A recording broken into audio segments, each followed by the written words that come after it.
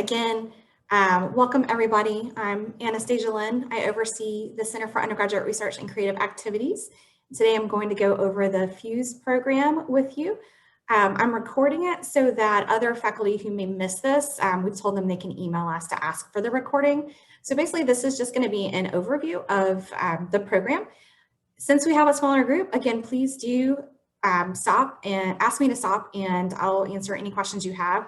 You can either raise your hand in here or type something into the chat. I have the chat open. So we will start. Let me begin by sharing my screen. Can you all see that okay? Yep, okay, so FUSE 2021 is coming up. Perfect, thank you, Danielle. All right, so again, this is for the FUSE program 2021. And before we start, I'd like to kind of center us on what undergraduate research is. We have a definition that we've come up with here at UNG that we use quite frequently. That's undergraduate research is an inquiry or investigation conducted by an undergraduate that makes an original intellectual or creative contribution to the discipline. And we've crafted that definition to make sure we include all disciplines. At CURCA, we believe very, very strongly that no matter what discipline you are, no matter what college or department, there is research, and we want to support you and your students in pursuing that research. And so we specifically pulled a couple of disciplines that seem like they might be at odds or on different ends of the spectrum here at UNG. You'll see we have some artists working. This is from a previous FUSE project as well. And then down at the bottom, you'll see we have a student working in the hard sciences as well. So again, no matter what your department, what your background, we do welcome applications, and we really like having a highly interdisciplinary group in the summer. It makes our conversations a lot more fun to have lots of folks represented from different departments and colleges. So we just wanted to start with that sort of centering idea. And then we'll get into the nitty-gritty of the FUSE program. FUSE is the Faculty Undergraduate Summer Engagement Program. It takes place over 8 weeks in the summer, and we've designed it so that it allows faculty mentors to work intensively with students on research projects. I personally adore this program. It's kind of our signature program in CURCA. To have the time to really focus on your research and get paid for it and have students to help you with it, it can be really phenomenal for you as professors in moving your own research forward. I had a FUSE grant before I took this position on, and I ended up with about 3 publications from the research we did that summer, which was fantastic. I had an amazing student. He went on to a graduate degree at Berkeley. So FUSE gave us a lot, and I hope that it can give everyone who joins it just as much. We've retooled the program a little bit to provide more support to you throughout the summer. The main focus of FUSE is you doing your research with your student, but we wanted to scaffold it a little bit. So we have added meetings. We have 7 meetings with students. Basically every Thursday we meet with students and we offer them workshops that are geared toward, every other Thursday we meet with students and offer them workshops that are geared towards getting them to think about their long-term goals, what the scientific or the research process looks like, and helping them sort of scaffold towards professionalization. So these are focused on things like abstract writing. They're focused on writing personal statements. They're focused on how to do a lit review. So essentially the meetings are supposed to supplement what you're likely already doing with your students every day, but it gives them just a little bit more something concrete to hold on to. And we do ask them to submit things through these workshops. So they will actually submit 2 abstract revisions throughout the summer. Our plan with that is at the end of FUSE, we do have a concluding poster session, and we want them to have an abstract and be ready for that poster session. This also helps them think about presenting. That's another part of FUSE. We expect a presentation out of this after the summer is over. In the next year or so, we expect our students to present at either our annual research conference on campus or at a regional, national, or local conference. So it's really nice for them to walk out of FUSE with an abstract they can go ahead and submit to whichever conference they want to. In addition to the workshops we have with the students in that final poster session, we do have 3 meetings that we expect the mentors to come to as well. These meetings are presentation meetings. So the way that it works is the very first Thursday is a workshop, the next Thursday is a group meeting with faculty and students, and then we just alternate like that. The meetings with faculty and students Typically, pre-COVID, we would all get together, we would have a free lunch, and each student would give a presentation over their research. So what we're aiming for in that is for them to get really comfortable talking about their research, getting really comfortable presenting it. So again, they are set for that concluding poster presentation, and they're also set for long-term presentations. Last year with COVID, we did everything obviously online, which is not as much fun, and we didn't have free food. So we're obviously thinking about the summer, watching the situation. I think the decision is likely going to be I think we'll have enough room to be able to socially distance and do lunch and all of that, but that would be at everyone's discretion. Obviously, I don't want anyone to feel like they are going to be unsafe. I should note right now that I will actually not be leading FUSE this summer. Dr. Novobilski will be. I'm pregnant, so my baby is due in May, and I will not be leading it, unfortunately. So I also understand those of you who may not want to be face-to-face as well. The last bit about FUSE that you should know is we are expecting students to work up to 40 hours a week. We hire the students on as staff, and basically they can work 40 hours a week. We typically have students that work that full 40. We'll have a couple that may not. They're not required to work the full 40, but we budget for them to work the full 40, if that makes sense. Okay, right. Any questions about just the overarching logistics of FUSE before I keep moving forward? And I've lost my chat box. I'm sorry. I think when I switch to this, I lose my chat box. So let's see, more chat. There it is. Nope, I can't see it. So if you do have a question, if you'll just stop me and unmute, that would be helpful. I should note in the information that I sent you, I do have the sample syllabus that we used last year for FUSE, and it does talk in greater detail about those different workshops and meetings if you're at all concerned or interested about those at this point. Okay, so the funding, the exciting money part.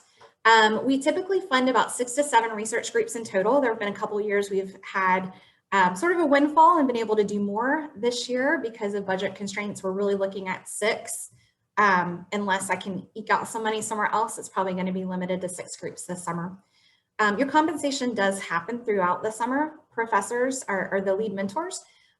You earn $4,000, a $4,000 stipend. We pay that out over 2 months. So in June and July, it gets added to your paycheck.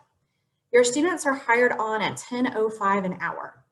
So again, if you have a student that's working up to 40 hours a week, that pay is $10.05 an hour for the research. And then the last thing we offer is $500 for supplies. So we know that a lot of your research does mean that you're going to need materials. We're putting most of our money over into salaries and stipends, but we do want to give you a little bit of seed money for any supplies that you might need. One thing to note, this gets asked a lot, is can you split these funds? And yes, you can. So we have a lot of people who do FUSE and they don't want to be the sole mentor, or they have a collaborative project. And so 2 professors can split a FUSE grant. What that would mean is that you would earn $2,000 and your co-professor would earn $2,000. The same is true with students. A lot of times professors feel like 2 students might be better than 1 student. So you can have 2 students and they would work 20 hours a week. Or you can split that time. However, we had one year where we had a student working 10 hours and the other student working 30 hours. So as long as we're, up to that 40 hours, that's fine. As long as we're not going over it, that's fine. Essentially, that it becomes a budget issue if we go over it.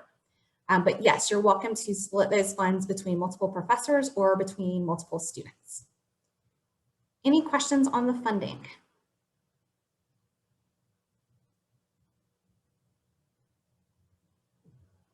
No.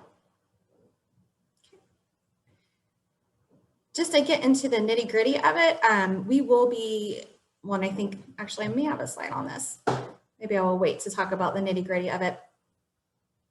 Okay, important dates and deadlines. Applications are due Friday, February 15th. So 2 weeks from tomorrow by 5 p.m. They are due in InfoReady. I hope everyone is fairly familiar with InfoReady. If not, we can take a look at it in a couple of minutes. Basically, you go to InfoReady and that's where you upload all of your documents to apply. We'll review and award our awardees in March 2021. Going to try to do this as quickly as possible because we do have to go through the hiring process with HR to hire your students. And then the program dates are from May 31st to July 23rd. So we try to keep them fairly consistent with summer schedules. We try to keep it basically the month of June and the month of July you're doing the research.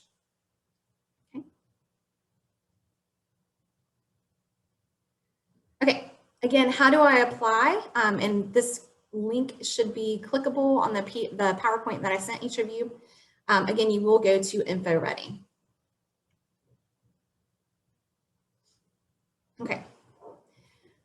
Now, the application is a little bit extensive. The application has quite a few different parts. There is a cover sheet that essentially is your name. There is the narrative budget timeline. That's the most important part. These are the parts that you're scored on. And again, the information that I sent you, I'll probably switch out of the PowerPoint in a minute so we can look at it together. We'll give you more of a clear idea of what those sections look like. But we want to know what you're doing. So we ask for a description of research first. What's the basic description? We want to know how significant is it?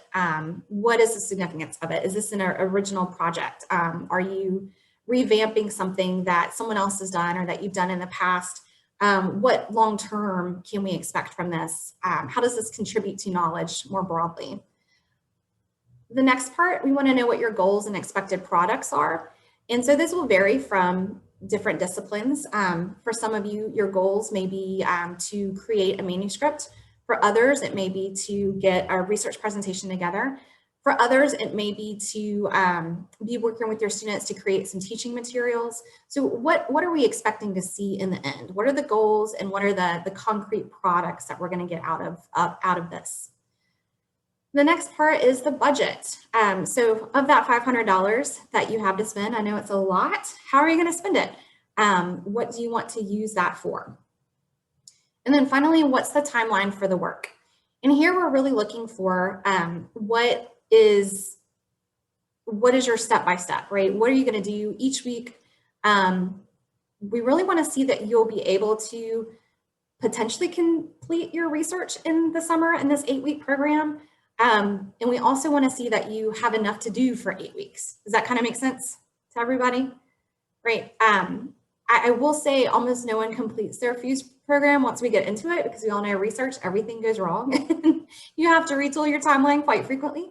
So we see a lot of the projects we can only pay you through a certain date, but those projects may continue, or you may develop further projects from your FUSE. But when you're thinking about your project, the timeline, we're really looking to see that you have work to keep you busy for those 8 weeks, but it's not too much work. It is something that can get done in those 8 weeks. Okay, so that's kind of the big part, and we'll go through the rubric in a minute. I think that can really help you think through what you should be doing in each of those different sections. I'll stop there for just a second though, in case anyone has any major questions about those different parts. I actually had one. So when you're describing the significance of your project, can you refer to your previous work that's related to the current project, or do you need to not reference yourself at all for the purpose of a blind review? No, you can certainly reference yourself. That's completely fine. Yes, definitely reference, and we'll even say that later. Do flaunt your research. If you've done undergraduate research before, if you've done other projects before, it's always a good idea to point to those to say, look, I have done something like this. I've done research with students before. I'm well qualified to do it. You do want to make sure that you're demonstrating to us that this is very different research though, than what you've been funded before. Does that make sense? Yeah, okay. Okay, on that note, the next section there, you'll see productivity. This section is only for those faculty who have been awarded CURCA grants before. So in this section, and we've lengthened it this year, and we've given some more precise directions for it this year. If you have earned CURCA funding, we want you to tell us what you did with it. So essentially here, we want to make sure that we are funding different projects, funding new projects. So it gives you the opportunity to kind of boast a little bit about what you've done with the previous funding, and again, to show how this new project is going to be different and is going to further utilize our monies. And this has been lengthened to, I think, 2 pages this year. We'll get to that in a second. The next bit is something that I think we all leave for the end, but we certainly in the CURCA office would appreciate it if you put a little more attention into it as you apply. And that's the staff template for the student researcher job position.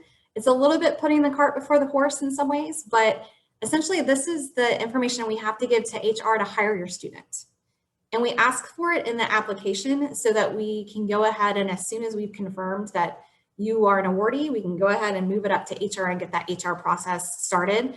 I think we all know that it can take a while to get through all of the HR processes and to get things up on the job board, to get students applying, and there has to be a hard 14-day wait before you can review applications and all of that. So again, if you'll pay close attention to it, I review all of these before I send them up to HR to make sure we're not going to get it kicked back for any reason. So if you are awarded, there'll be a pretty quick turnaround where I may say, hey, can you double check to make sure this is what you meant? Or hey, you know, what you're asking for in a student might be a little bit too narrow. You might want to expand the job description just a little bit, or expand what you expect the student to come in with, so that we can get you a good pool of applicants.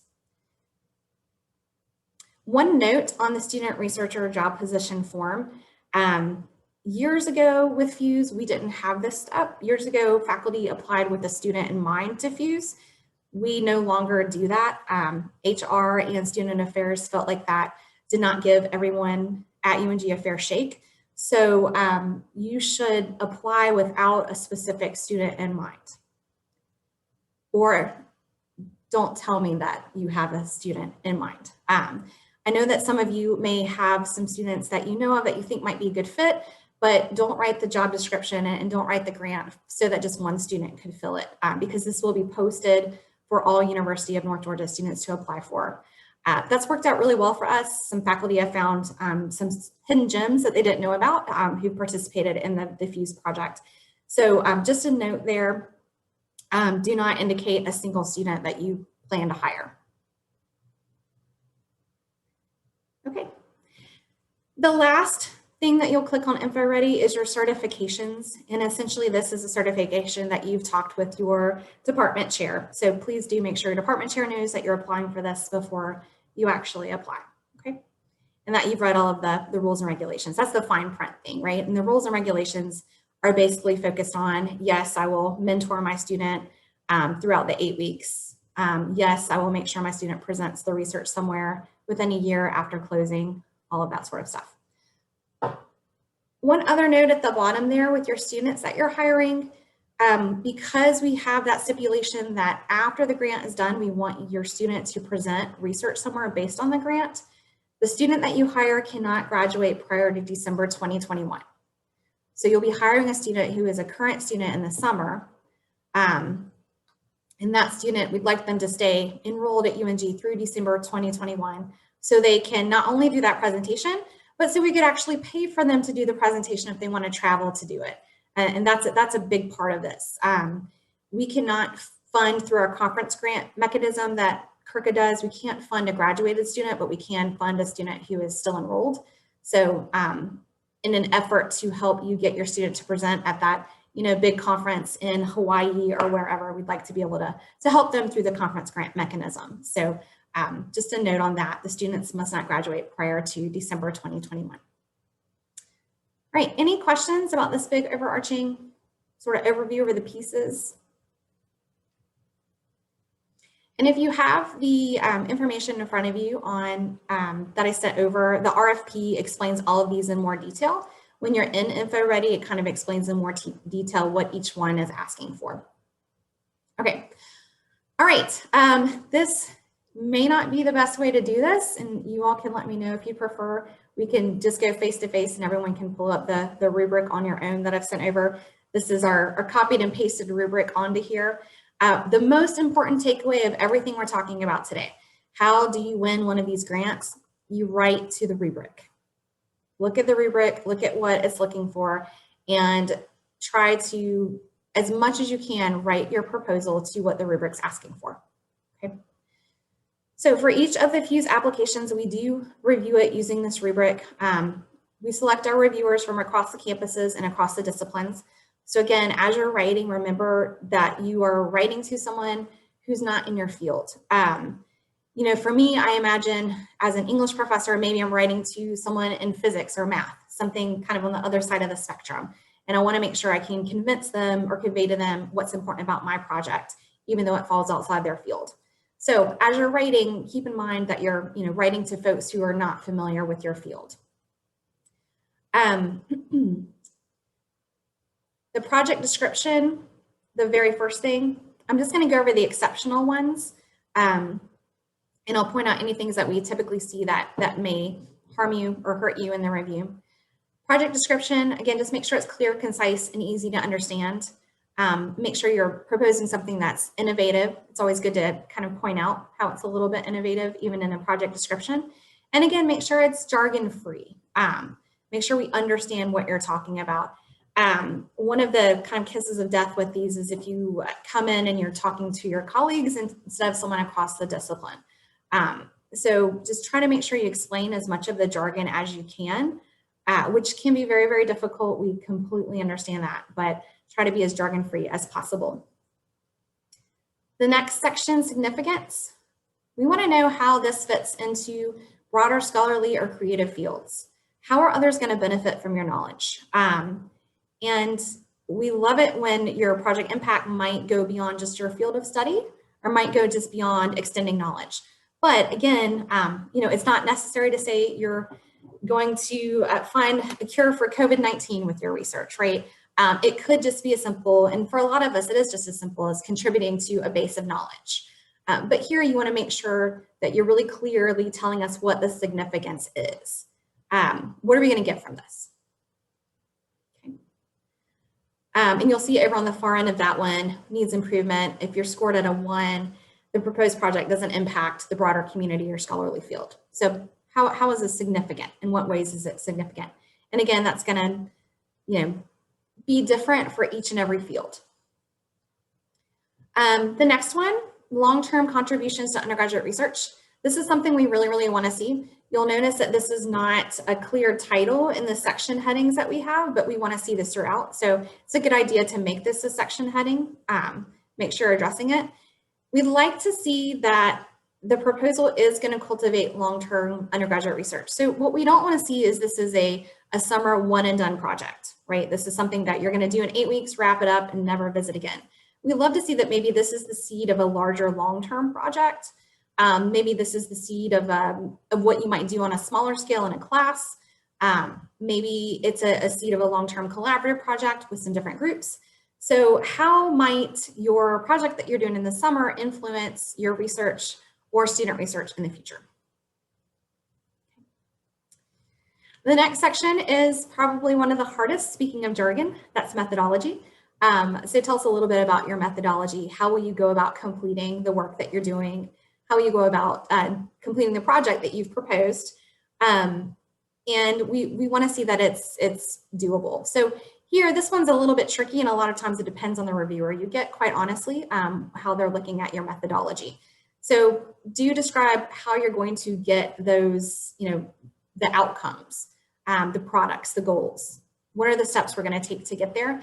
And again, try to do it with as little jargon as possible. That's probably the hardest section, quite honestly. Any questions before I go to the next page? And I did say as I was chatting through it, but I'll remind you, really, really good kind of takeaway from this is make sure that you are putting these titles in, just in case you have a quick reader who may not see it. It's always good, again, to write your proposal to the rubric and include these as headings. Chantelle, is that a thumbs up or do you have a question? Just a thumbs up? I think just a thumbs up. Okay. Yeah, that's the big super secret takeaway. That's for joining today. Make sure you use these as headings. Definitely helps. Okay, the next section, the plan for involvement of undergraduates. And this is the one that we're really, really looking at. I believe I don't have the formula in front of me, but if memory serves, this one is actually scored. It's weighted twice as heavy as your other sections because this is an undergraduate research project. So how is your undergraduate going to be involved? The big thing here is we want to see that they are intimately involved in the project. You're not telling them 100% what to do. They are contributing in some way. They have creative input. So I'll use STEM as an example. They're not going to be just washing your test tubes as you do the experiment. They're actually going to be experimenting with you and helping you rethink design and design plan. So really think about what is the quality of their involvement. It doesn't matter how many students are involved. We just want to see that your students are really definitely involved in thinking through the research. Any questions on that one? And again, that one is weighted more heavily, so we want to definitely focus on it.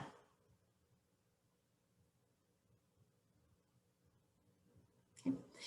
And again, that looks a little bit different for every field. So, if you have a survey that you plan to do in your research, making sure the students are not just helping you distribute the survey, but maybe they were integral in helping develop the survey in the first place, thinking about what sorts of questions might be asked and answered. That is a note to everybody. As part of the FUSE program, the workshops that we run, we will do city training with all the students, so they will be city trained by the end of the summer, if that helps any of you who are looking for IRB. Of course, IRB takes a while, so you may want them to, once you have hired your student, and hopefully the hiring will know who your student is by end of April, you may want them to do city training prior to starting their FUSE grant. But we will make, that is a part of FUSE, is to have them all city trained. Okay. And we are really aiming to have everybody hired and their paperwork in by end of April, because I will be out in May. So I'm trying to get it all wrapped up and taken care of before I head out. All right, goals and products. We talked about this a little bit already. Just what are the goals? What are your products? So, and again, we list some products here, but this is not all inclusive. We know that every discipline is a little bit different, and you may have another product that's going to, fit better within your discipline. So when we think about products, obviously presentations, publications, journals, grant proposals, juried shows, etc. So what's going to be the final? If you remember back to that first slide where we had the image of the artist creating the turtles, their final product was basically a show in the H&S building on the Gainesville campus, which was really nice. So again, just depending on what your discipline is, that may be a little bit different. If it is a little bit different, you may want to explain why that's an important goal and product. So again, goes back to thinking about this is an interdisciplinary audience, and you will really have to clarify what's important about your project. All right, the timeline one is pretty straightforward, just that it's suitable. We talked about that already. And then finally, the productivity from previous CURCA funded projects, that you met grant outcomes, and that you did have things resulting from the grant. So basically, if you have CURCA money before, you've spent it wisely and you've had outcomes from it. Okay. All right, any questions about the rubric? Let's see. Oh, thumbs up. Okay. Looks like we're good in the chat. Okay. All right, and there is our math part, our formula. We've talked through this a little bit before. So the total score here, your long-term contributions, they are weighted at 1.5. The involvement of undergraduate weighted ×2, and your timeline at 1/2. So as you're thinking about where to put weight into the application, definitely think about, these weightings. So maybe spend a good bit more time on involvement of undergraduates and maybe a quick paragraph on the timeline. Okay, that is the basic overview. We can certainly go through InfoReady. We can go through the information that I sent out to you. But I do want to hold here for questions. I'm actually going to turn this off. Let me stop sharing real quickly so I can see the chat more clearly. So that's the large overview. The next couple of slides I have are just sort of frequently asked questions we get that I do want to go through with you. But let's stop for a second, and questions, thoughts, how can I help? Hi, Chantelle, it's good to see your face.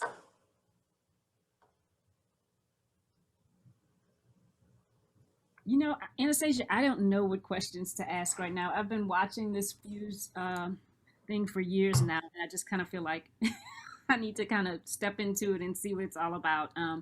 So this is new. I don't know what to ask right now. I just think it's a great opportunity for me to work with undergrad students in research. So Awesome. I'm just thinking about all of this right now, but I don't Okay. have any questions to ask just yet. No pressure at all. Rajmi, I think maybe you had a question. Do you have your hand up?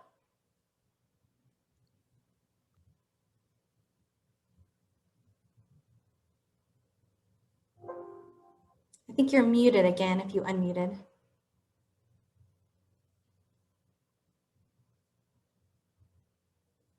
I'm seeing you highlighted, but for some reason your audio is not coming through. Do you want to type it in the chat if you have a question?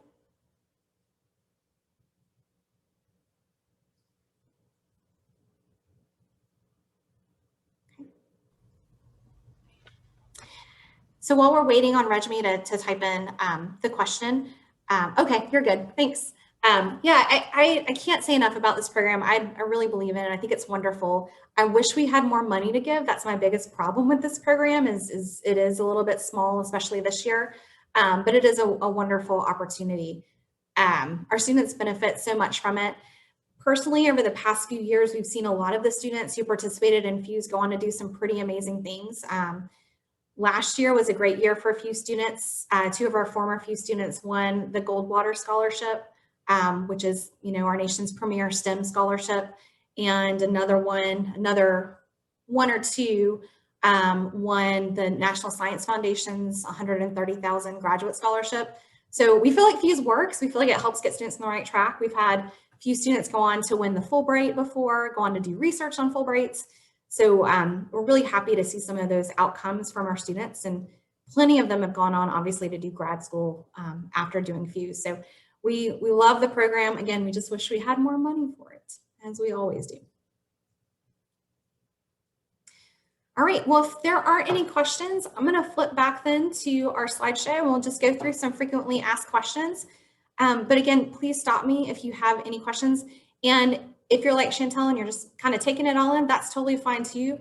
Feel free to email if you have questions. I'll be happy to answer as much as I can. Okay. All right, let me share the screen again. Okay. So the first question we get a lot is, well, is this really a FUSE project? So we typically say yes, if it's following that definition of undergraduate research that we talked about.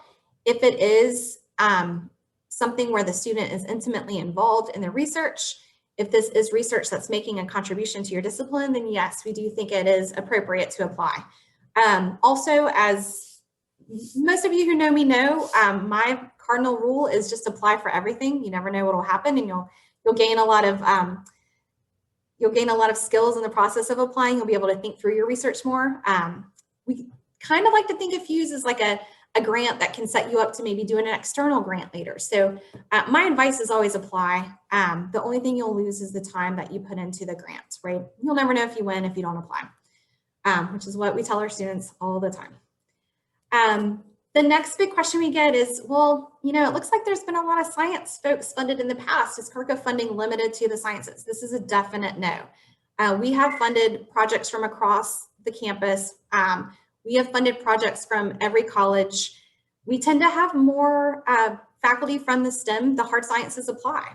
That's frankly why we get that little bit of a skew there. So definitely not limited to the sciences. And we love to have, as I said, interdisciplinary projects. FUSE works so much better when we have students from across the campus working together. They get to see how other disciplines work, which is really, really cool. And it helps them think through their problems to see, oh, well, this artist thought maybe I should do it this way. I'm in physics, but I can totally see now how that way of thinking might help me with my project. I think one of the things that comes up with this sometimes is sometimes our STEM faculty have been really trained to write these types of grants. And so that can be difficult as well. So just again, I think the trick there is remembering that your audience is very interdisciplinary, and you need to convince them of why your project is important and how students are benefiting from doing research with you. Okay. How are CURCA proposals rated and ranked? So we receive your proposals, and then we again select faculty from across the disciplines and across the campuses to rate and rank them. They provide scores, and we provide you with scores. We do provide you feedback on your application as well. We'd love to see people apply again. Sometimes it takes a couple of years before you get your first Fuse grant, so we do provide feedback. We do meet as a whole and discuss the scores as well, just in case somebody's missed something. So this isn't a case of where we're getting raw scores in and just deciding based on that. We do have a little bit of a discussion as well. Another question we get a lot is, can I teach during Fuse? Yes, but. So we are totally okay with you teaching during Fuse, but the USG limits the amount of money you can make in the summer to 27% of your yearly salary. So typically that's 1 or 2 classes a summer in addition to Fuse. You just want to double check that. The other thing to think about is, are you going to be able to give Fuse the attention you need to give it if you're teaching?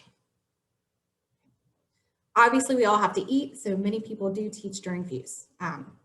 But again, I didn't teach during Fuse the year that I did it because I had some other funding come in, and that was wonderful for me. I put a lot of time into my Fuse grant, which obviously paid off. But again, everyone is in a different situation. So yes, you can teach during Fuse. Just think about the balance of what you need to do with your student versus what you're doing in the classroom. We do ask that students only take 1 class a semester if they're doing Fuse, especially if they're working that 40 hours. And so that's something you want to think about too as you're hiring your students. You don't want a student who's planning to take a full course load in the summer and planning to work 40 hours on your research on top of that. That's not going to work. And again, if that's looking like the case as you're interviewing students, you may want to consider splitting your job into 2. That is something on the back end that we can do if you propose to have just 1 Fuse student and suddenly in the interviews you realize like these 2 Fuse students would work great for you. We can work with HR usually to split that into 2 even after we've posted it. Or we can collapse a job into 1 after we've posted it. Okay. Can more than 1 student work on the project? Yes, definitely. More than 1 faculty can too, but again, remember, you have to split the funding. How often must we meet? This is probably the one we get the most, and I think it goes back to those of you who are teaching and trying to balance other responsibilities at the same time as you're doing Fuse. We don't have a prescribed number of times you have to meet with your student. We understand that this is different for every discipline. For some disciplines, you're going to be working side by side with your student day in, day out. For others, you're going to be touching base a couple of times a week, maybe even once a week, right? Again, it depends on what does the work look like with you and your student. And this is something that I would want you to also include in your proposal, and it will come in that plan for involvement with the undergraduates. How much time are you spending with them? What does the time look like, right? But definitely make sure you're meeting with them at least once a week. I would say that. All right, and so just some of our remembers here. Biggest takeaway, write the proposal to the scoring rubric. I can't emphasize that enough. That's how we're going to score you. So just as you're writing it, keep going back and looking at that rubric to make sure you're answering all the questions and convincing us. Do write the proposal in easy to understand terms. So you're writing to an educated populace, but perhaps one that's not well versed in your specific field of study. Convey enthusiasm and commitment to your project. We love to see that. So we want to know that you're committed to it. This isn't something that you're just doing sort of last minute. And then if you have a record of engaging undergraduates in undergraduate research, flaunt it, talk about it. Show us that you're a good bet for us to spend money on, essentially. And then any questions at all, we're happy to give answers as much as we can. You can reach us at CURCA@ung.edu. There is our phone number. You're also welcome to email me directly if you'd like. I'm happy to provide guidance as I can. Short of reading your proposals, we can't do that. I don't actually, my vote doesn't count in the scoring anyway, so I can give feedback. I just lead the discussions of the scoring. All right. Oh, Candace, great question. Can we have virtual meetings with the students? Yes, definitely. And I would say that that may be what you have to do in the coming year, unfortunately. I think we'd all like for this to be over very, very soon, but I anticipate we'll still be doing a lot of virtual stuff in the future. Certainly in the summer, all of our FUSE faculty did virtual. I'm so proud of the FUSE faculty this past summer. They pivoted on a dime, literally, and figured out ways to do their research online when we couldn't get into the labs right away. Some folks were in the labs by the second or third week in June, but obviously that's a lot of lost time. But again, they pivoted, they did lit reviews, and they found ways to engage the students until we could get back on campus, or they could get back on campus. We did all of our meetings online last year as well. Any other questions? Anastasia, I have a question. I don't know if you can answer this. Can you give us an example of maybe a FUSE proposal that was not part of the sciences, the hard sciences? I mean, if you can recall one. Yeah, sure. I mean, I can talk about my own. That's easy, but that was many, many years ago. And I kind of had what I think of as sort of the quintessential project in some way.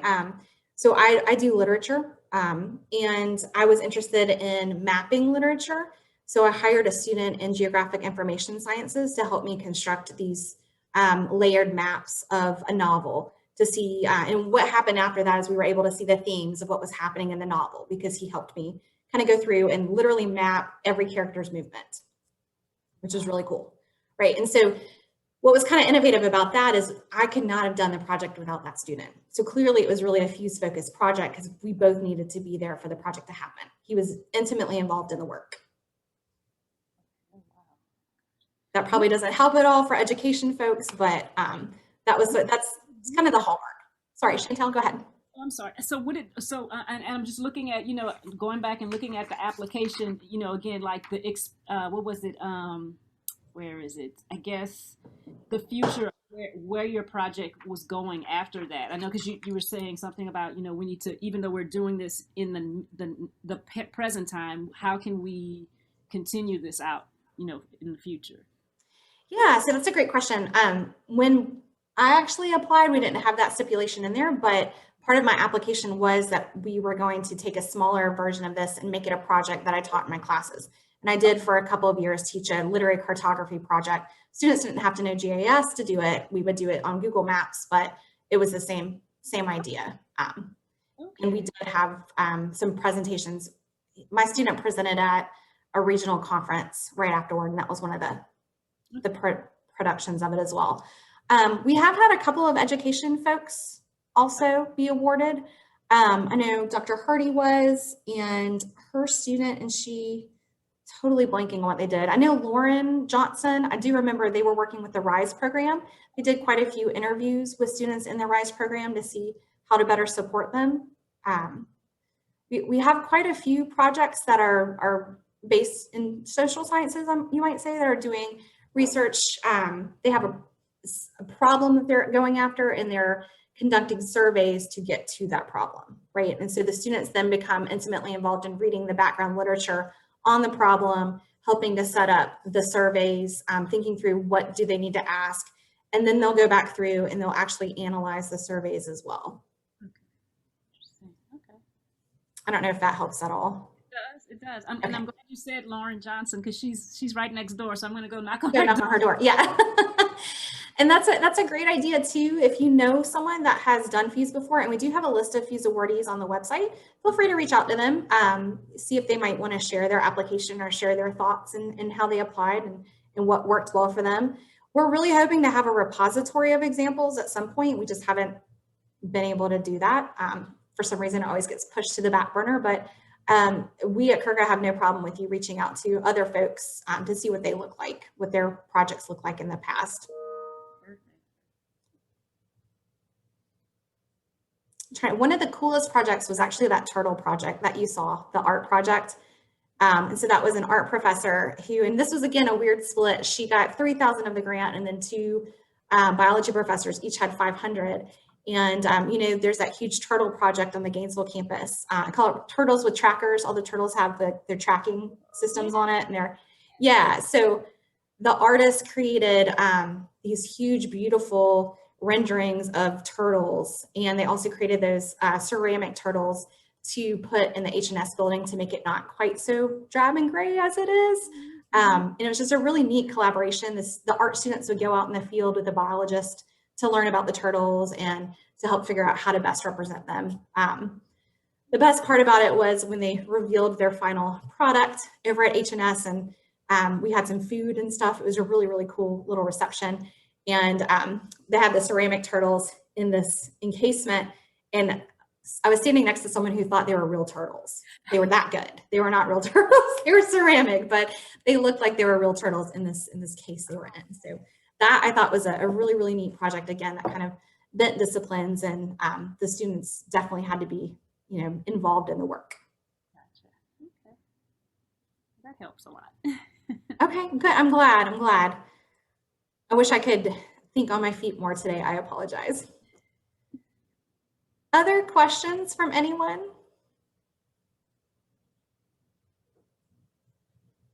Any questions about InfoReady? I realize I didn't get into that. Has everyone already kind of been into InfoReady, seen it already?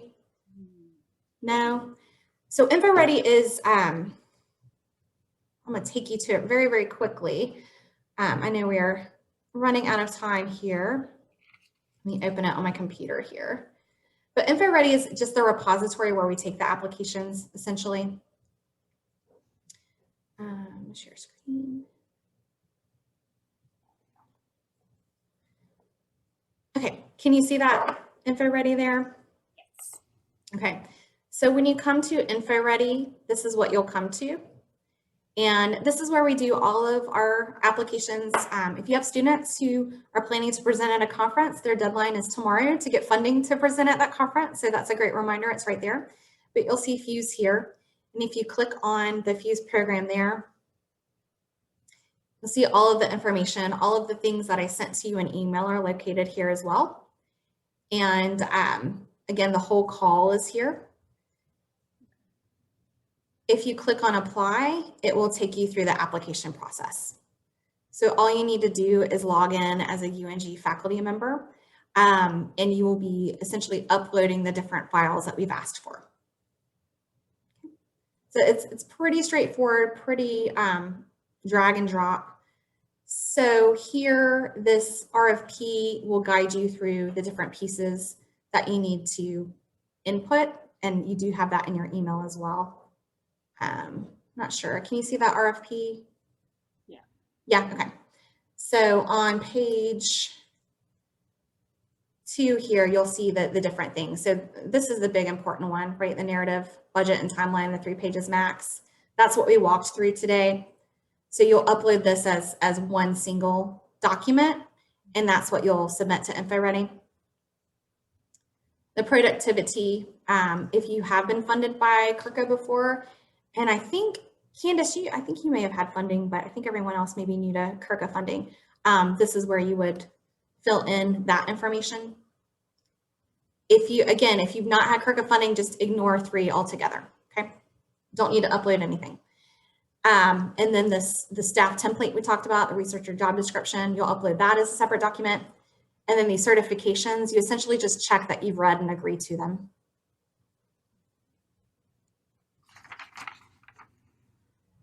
So it's pretty straightforward. It can be a little clunky though. So if you do have any problems with it, let me know.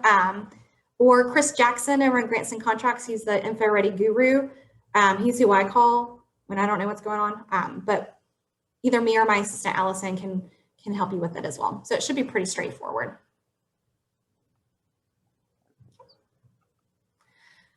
All right, well, we got about 5 minutes left, and I know you're all probably heading off to virtual meetings.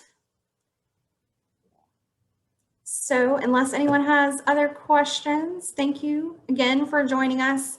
Let me know as you have questions, and we look forward to seeing your applications.